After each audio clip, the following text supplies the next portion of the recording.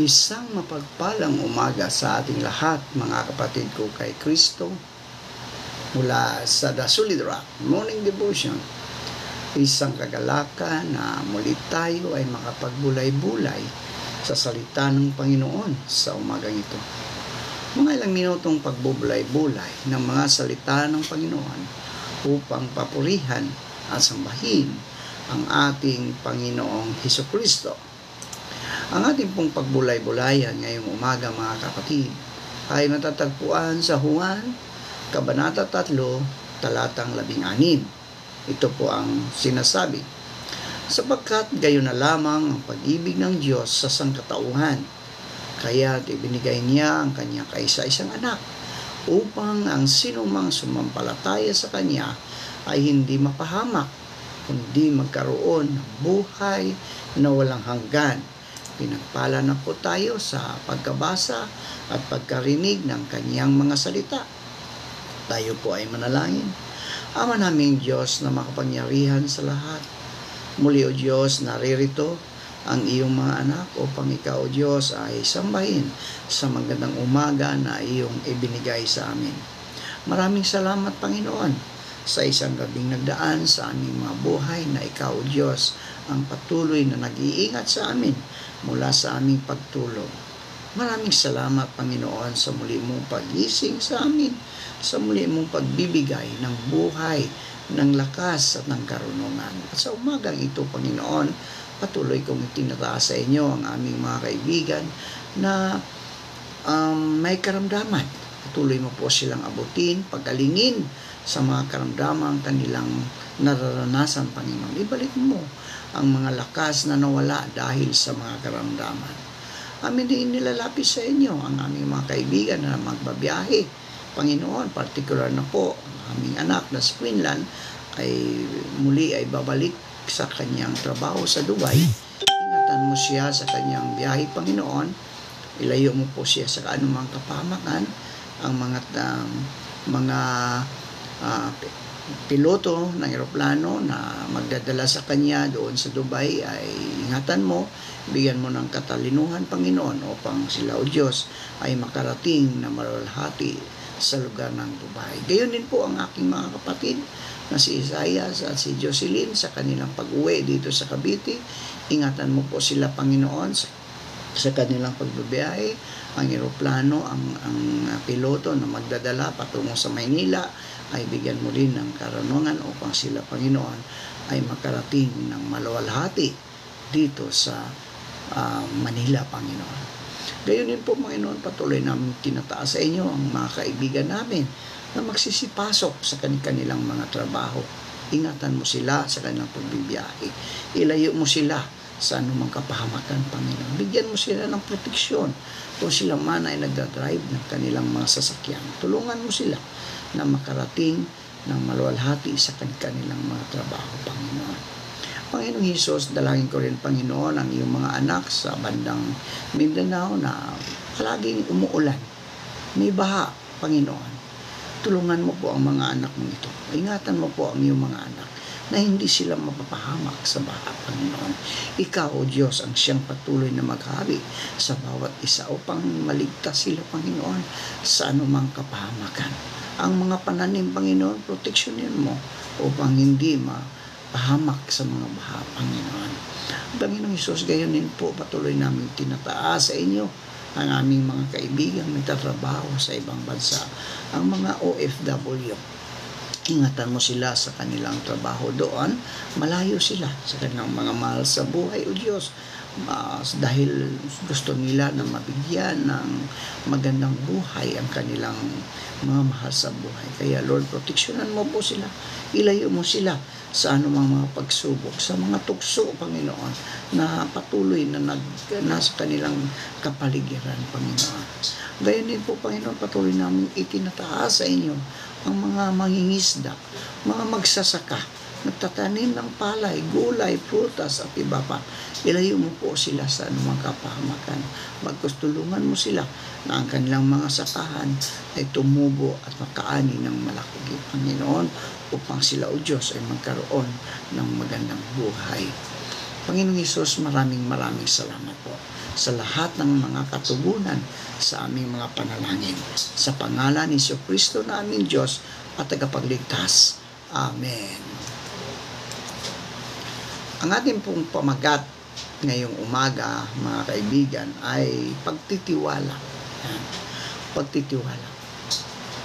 Ang katagang magtiwala o pagtitiwala kay Jesus ay mayroong magkakalakip na kahulugan.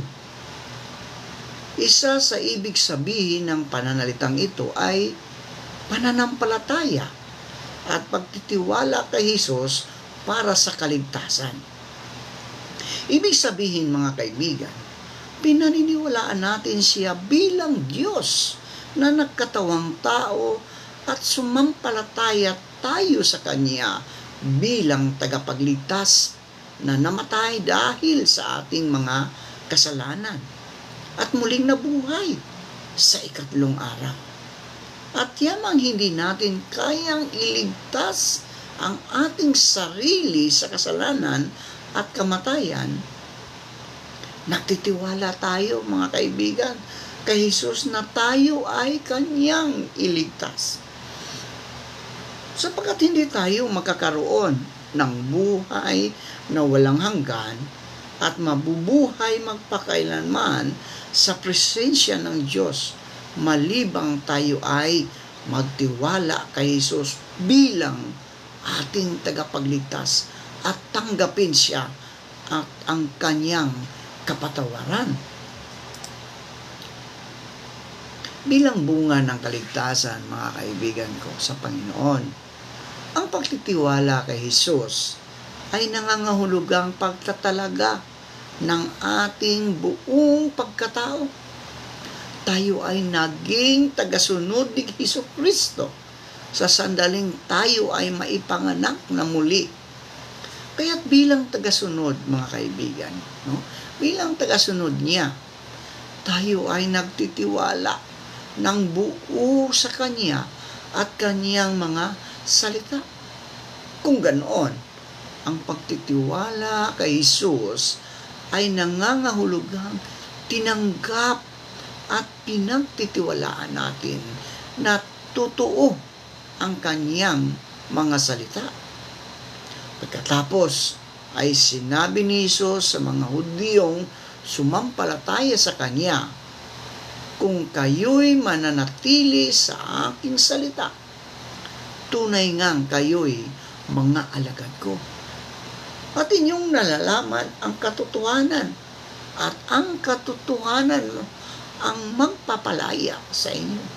Ayon sa Juan, Kabanata 8, talatang 31 hanggang 32. Higit na lalago ang ating pagtitiwala at pagkakilala sa Kanya habang nakikilala at sinusunod natin si Kristo at habang patuloy natin tinatamasa ang kalayaan sa Kanya.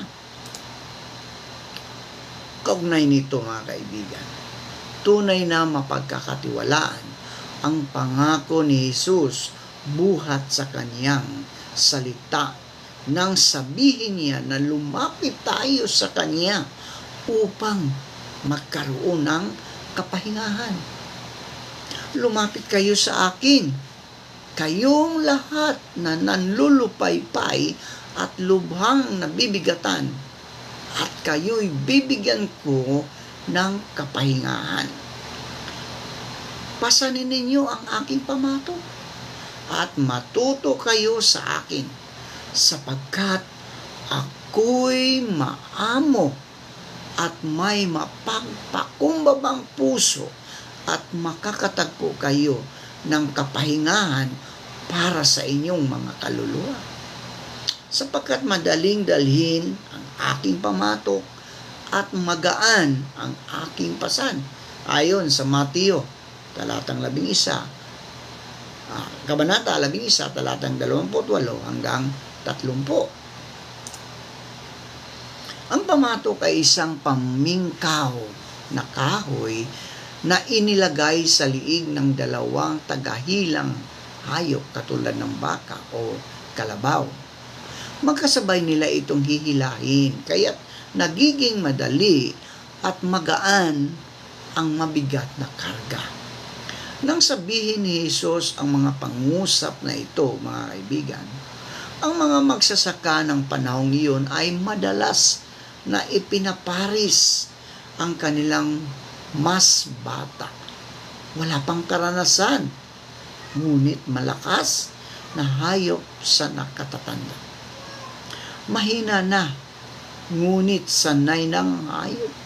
Ang nakababata ay natututo sa karanasan ng nakatatanda at ang nakatatanda naman ay nakikinabang sa lakas ng nakababata na nakakatulong sa pagdadala ng kanilang mga karga. Ang kapahingahan ay isang paraan din ng pagpapahayag ng pagtitiwala. Ang ibig sabihin nito ay pagsandig kay Jesus at sa kanyang lakas at pagkatuto sa kanya. Kabahagi natin siya sa pasanin sa ating paglalakbay. At kapag tayo ay napapagod na at nabibigatan sa ating dinadala, ay lumalapit tayo sa kanya upang makasunod ng kapahingahan ang ating mga kaluluwa. Sa ganitong paraan ay naipapakita natin na tayo ay nagtitiwala kay Jesus sa pamagitan ng pagpapaubaya sa Kanya ng lahat sa ating buhay. Lalo na kapag tayo ay napapagod at nahihirapang luma. Ang totoo, si Jesus ang sabat at o kapahingahan ng mga mananampalataya. Hebreo, Kabanata 4, talatang 1 hanggang 11. Gayunman mga kapatid, batid ni Jesus ang ating kahinaan at alam niyang nahihirapan tayong magtiwala sa Kanya. Subalit sa Biblia ay mayroong paalaala sa atin. Huwag kayong mabalisa sa anumang bagay, kundi sa lahat ng mga bagay sa pamagitan ng panalangin at pagsamo na may pagpapasalamat ay ipaalam ninyo ang inyong mga kahilingan sa Diyos. At ang kapayapaan ng Diyos na hindi maabot ng pag-iisip ang mag-iingat ng inyong mga puso at mga pag-iisip kay Kristo Jesus.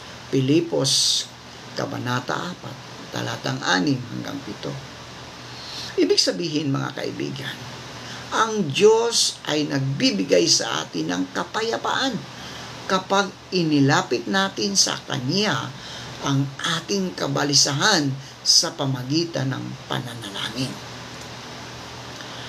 Hindi binabanggit sa mga talata na ipagkakaloob ng Diyos ang lahat ng ating hinihiling. Ngunit, mga kaibigan, nangako ito sa atin ng kapayapaan upang mabantayan natin ang ating puso at isipan. Sa makatuwid, ang pagtitiwala kay Jesus ay nangangahulugan ng paglapit sa Kanya at pananampalataya na pwede nating pagkatiwalaan ang Kanyang plano sa ating buhay at sa hinaharap. Ipinapaunawa sa atin na hindi natin dapat pangambahan ang bukas. Hindi dapat natin pangambahan ang bukas dahil ibinubuhos ni Jesus ang Kanyang kapayapaan sa atin sa sandaling magtiwala tayo sa Kanya. Makikita natin na ang ating pagtitiwala kay Jesus ay tumitibay at lumalago dahil sa mga karanasan. Pangalawang Korinto, Kabanata 1, talatang 10. Mapapagtanto rin natin na ang Diyos ay gumagawa sa ating buhay sa pamagitan ng pangit at mabubuting bagay ayon sa kanyang layunin. Roma 8:28. Nais ni Jesus na mabuhay tayo sa pananampalataya. Ipinapahiwatig lamang nito na ang buhay ng isang Kristiyano ay pagsasanay tungkol sa pagtitiwala. Sapagkat ganito ang sabi ni Santiago, mga kapatid ko, ituring ninyong buong kagalakan kapag kayo'y nahaharap sa sari-saring pagsubok. Yamang inyong nalalaman na ang pagsubok sa inyong pananampalataya ay nagbubunga ng pagtitiis. At inyong hayaan na malubos ng pagtitiis ang gawa nito upang kayo'y maging sakdal at ganap na walang anumang kakulangan. Santiago 1:2-4. Sinabi rin ni Jesus na huwag mabagabag ang inyong puso. Sumampalataya kayo sa Diyos, mga kaibigan. Sumampalataya rin kayo sa akin. Ipinangako rin niya na mahal niya tayo at lagi niya tayong sasamahan, ayon sa Mateo 28:20. Ngunit dahil hindi natin siya nakikita, kaya tayo ay nakakadama minsan ng takot at pag-aalinlangan sa panahon ng pagsubok at nahihirapan tayong isabuhay ang kaalamang iyon. Gayunman, tinuturuan tayo ni Pedro na maaari tayong magtiwala sa Kanya kahit hindi natin siya nakikita. Sabi niya, sa ganito kayo'y nagagalak, bagamat ngayon, sa sandaling panahon ay kailangan ninyong magdanas ng iba't ibang mahalaga kaysa gintong nasisira. Bagamat ito'y sinusubok sa pamagitan ng apoy, ay mauuwi sa kapurihan, kaluwalhatian, at karangalan sa pagpapakita ni Hesukristo. Hindi ninyo siya nakita, ngayon may inyong iniibig. Bagamat ngayon ay hindi ninyo siya nakikita, gayon may inyong sinasampalatayanan. At kayo'y nagagalak, na may galak na hindi may paliwanag at puspos ng kaluwalhatian. 1 Pedro 1:6-8. Ibig sabihin, mga kaibigan, ang banal na Espiritu ay nagbibigay sa atin na kakayahang makita si Jesus sa pamagitan ng ating mga puso.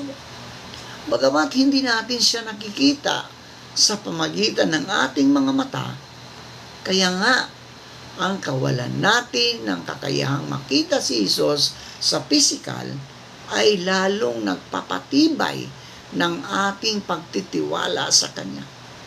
Yan ang dahilan kung bakit sinasabi ni Jesus na mapalad ang mga naniniwala kahit hindi nila ako nakikita, ayon sa Juan 20:29. Makikita rin natin sa buhay ni Apostol Pablo, mga kaibigan, na nauunawaan niya kung ano ang ibig sabihin ng pagtitiwala kay Jesus. Sinabi niya, ang bahagya at panandaliang kapighatian dinaranas namin ngayon ay magbubunga ng kagalakang walang hanggan at walang katulad. Kaya't ang paningin namin ay nakatuon sa mga bagay na di nakikita at hindi sa mga bagay na nakikita, sapagkat panandalian lamang ang mga bagay na nakikita, ngunit walang hanggan ang mga bagay na di nakikita, ayon sa 2 Korinto, Kabanata 4, talatang 17-18. So malinaw na tinuruan tayo ni Jesus na magtiwala sa Kanya ng buong puso sa lahat ng bagay at sa lahat ng panahon upang maging matibay ang ating pananampalataya. Magtiwala kayo sa Panginoon magpakailanman, sapagkat ang Panginoong Diyos ay isang batong walang hanggan. Isaiah Kabanata 26, talatang 4. At tayo ay maihahalin tulad sa inilarawan ng salmista tungkol sa pananampalatayang panatag sa bisig ng Diyos kapag natutunan natin magtiwala ng lubos kay Jesucristo. Ang sabi doon, tunay na aking pinayapa at pinatahimik ang aking kaluluwa, gaya ng batang inihiwalay sa dibdib ng kanyang ina.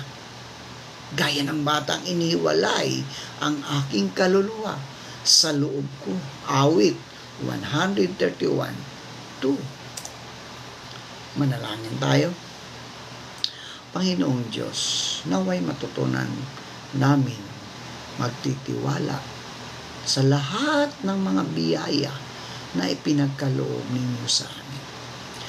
Matutunan po sana naming makontento dahil sa mga mahalaga, kung maliit man o malaki ang mga biyayang ito. Ang importante, Panginoon, ito ay galing po sa inyo. Panginoong Diyos, patuloy ko rin pinatataas sa inyo ang retreat ng mga kalalakihan ng LCCMC ngayong araw na ito. Naway maging successful ito sa pangunguna ng aming presidente na si Elsa Munggumonit. Ikaw, Diyos, ang magdadala sa kanila doon sa lugar kung saan magtitipon ang mga kalalakihan, Panginoon, upang ikaw ay sambahin, Panginoon. Panginoong Diyos, nasa iyong mga kamay ang aming pag-asa at ang pagtitiis namin na magbunga nawa ng kabutihan sa pamagitan.